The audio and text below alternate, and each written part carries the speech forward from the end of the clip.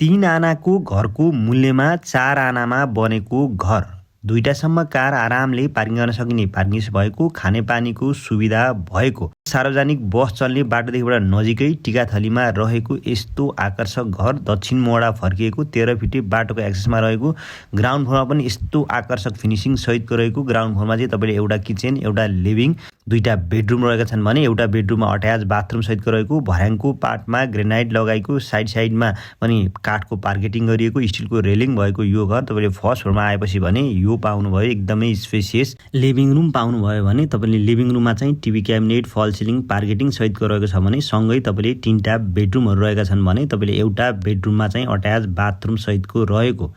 यो घर तपाईँले यो भन्दा माथि टप फ्लोरमा गएपछि यो पाउनुभयो मोडुलर किचन डाइनिङ भने सँगै तपाईँले यो पाउनुभयो लिभिङ रुम र सँगै एउटा बेडरुम पनि रहेको।